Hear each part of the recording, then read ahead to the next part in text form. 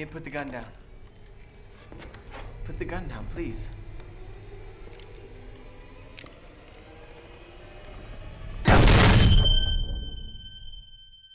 We know the drill by now. An isolated cabin, a spooky wood, a group of friends, and an evil spirit ready to turn sexy bods into screeching, seeping zomboids. Run for help if you like, but there's only one way these things end. You are all going to die tonight. Peter, this is a reboot of Sam Raimi's 1981 cult favourite. Does it keep the original spirit? I think it does. I'm trying to remember it. I'm trying to work hard to remember what that was like. I mean, it was pretty gross out.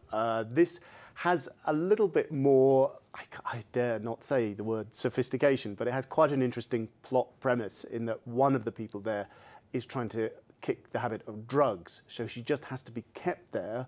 And the idea is that, well, if she starts seeing things, other people can attribute that to the fact that she's gone cold turkey. And so she's telling them, let's get the hell out of here. And she's saying, and they're all saying, no, we've got to stay here for you, which I thought was actually rather a neat premise. There's more attention to kind of backstory here. It's not just straight 6 attractive people show up in the woods, horror starts. It's more, there's a little bit more sophistication going on. Is this grisly and is it scary?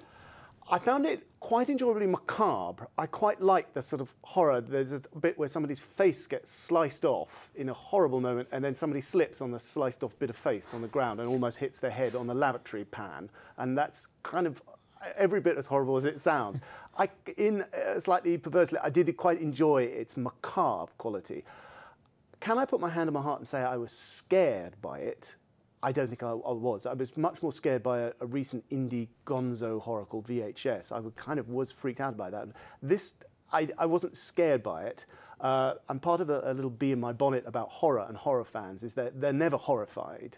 Even if they like it, they're never horrified, and it's never expected to be horrifying in that sense. I jumped a few times. I thought it kind of punched over what it had to offer. It socked over the scares. And I thought it was, in its kind of unpretentious way, I did quite enjoy it, yeah. Catherine, it's interesting that this is coming after Joss Whedon's The Cabin in the Woods, which sort of satirised this type of sexy teenagers going off into the woods and getting picked off one by one. Is it difficult, do you think, for filmmakers to do the horror genre after films like that, which are taking the mick out of them, essentially? Not really, because I think most horror films before Cabin in the Woods were also, to some extent, satirising themselves. I don't see that would be a problem.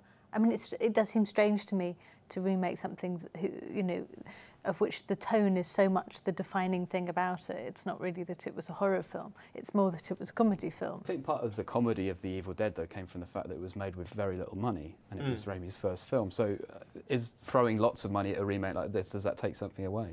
I'm not sure. I mean, the high-tech kind of grisly moments have obviously been very highly wrought. And there are moments where they kind of zoom away and try to get out of the woods and can't make it. It's not a very expensive film, even with that. I mean, for Hollywood standards, it's still pretty inexpensive.